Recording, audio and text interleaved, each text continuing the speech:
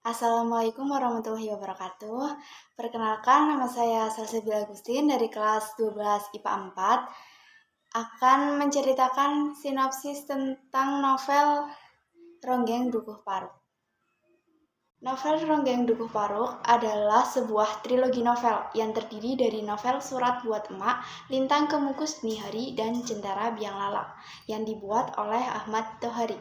Dukuh Paruk adalah sebuah desa yang terletak di pedukuhan yang sangat terpencil.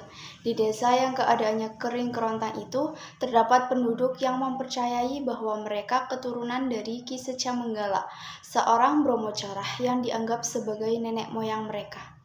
Serintil merupakan anak pembuat tempe bongkrek yang menjadi yatim piatu akibat bencana tempe bongkrek. Sejak kecil, Serintil dirawat oleh kakek dan neneknya yang bernama Sakaria dan Nyai Sakaria.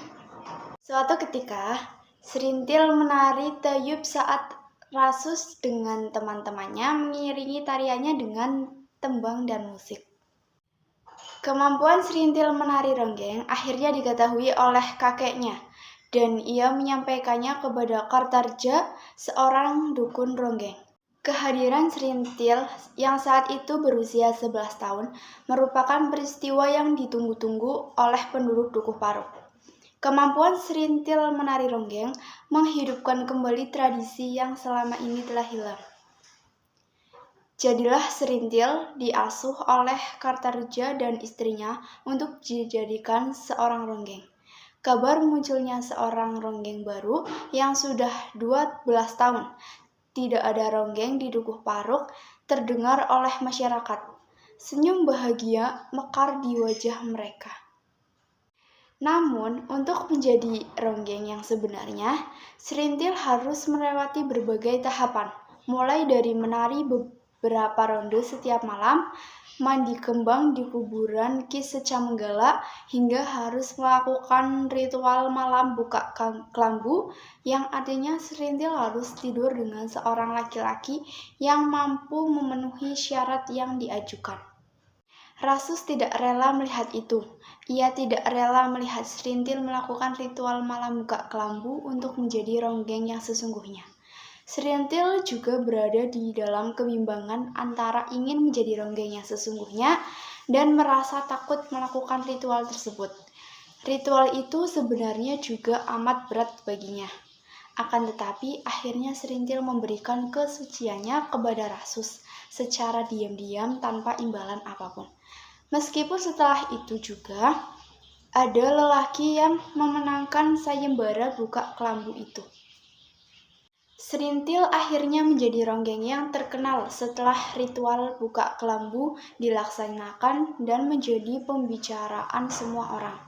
Setiap orang memujinya. Ia juga semakin kaya setelah menjadi ronggeng. Tak kuasa melihat Serintil yang telah menjadi ronggeng, Rasus pindah dari Dukuh Paruk ke Dauhan. Di sana ia menjadi buruh pengpas ubi kayu, tetapi takdir membawanya kembali bertemu Serintil yang mengenakan banyak perhiasan emas yang bertengger menghias tubuh moleknya. Hasil Serintil meronggeng setiap malam.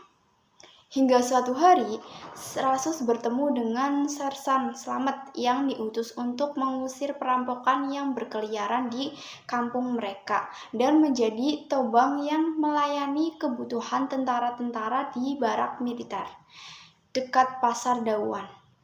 Rasus pun akhirnya juga diangkat menjadi seorang tentara berkat kejujuran dan kegigihannya. Setelah menjadi ronggeng, justru Serintil menyadari bahwa ia mencintai Rasus. Ia ingin merasakan kelembutan sentuhan lelaki dan merasa jenuh menjadi ronggeng. Serintil yang sudah mulai merasa jenuh menjadi seorang ronggeng Dukuh Paruk sering menolak untuk melayani para lelaki. Bahkan beberapa kali menolak untuk naik pentas. Sebenarnya ia ingin memiliki hidup yang lebih tenang, yaitu memiliki suami dan anak. Ia juga masih mengharapkan Rasus, seorang lelaki Dukuh Paruk yang kini telah menjadi tentara. Banyak sekali permasalahan yang mulai membuat Serintil untuk enggan meronggeng. apalagi ia mulai menemukan Goder yang diangkat menjadi anaknya. Ia sangat memanjakan Goder layaknya anak sendiri. Ia semakin teguh untuk berhenti meronggeng dan menciptakan hidup baru. Namun, tiba-tiba petaka muncul menghantam Dukuh Paruk. Dukuh Paruk diguncangkan oleh panas dan liciknya dunia politik.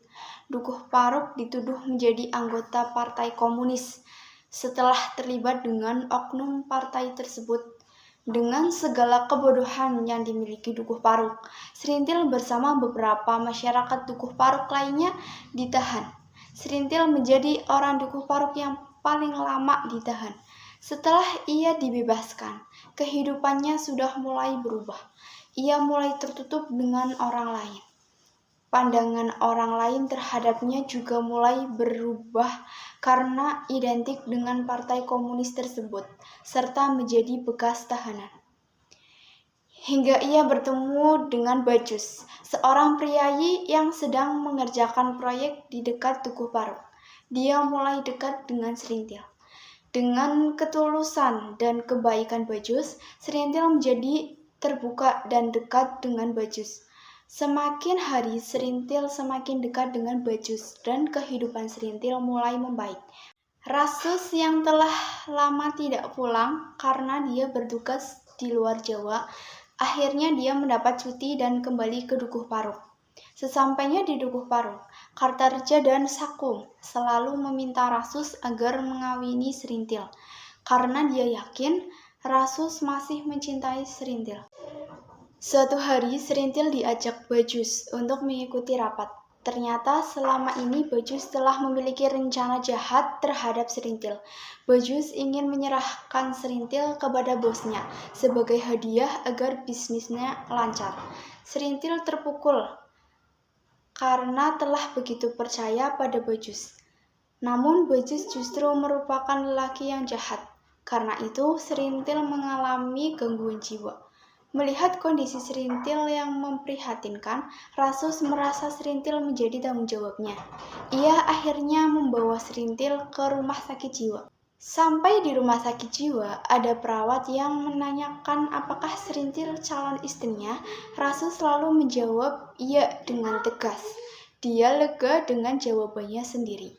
Jadi, itulah kisah dari novel Ronggeng Dukuh Paruk yang memiliki nilai kesejarahan yang prihatin terhadap keselwengan kekuasaan yang menindas orang-orang kecil yang tidak mengerti apa-apa tentang politik, dan nilai kebudayaan yang kuat dan sangat khas bagi Dukuh tersebut, yang menjadikan suatu kebanggaan masyarakat di sana. Terima kasih sudah mendengarkan cerita saya sampai akhir. Mohon maaf apabila cerita saya kurang jelas. Wassalamualaikum warahmatullahi wabarakatuh.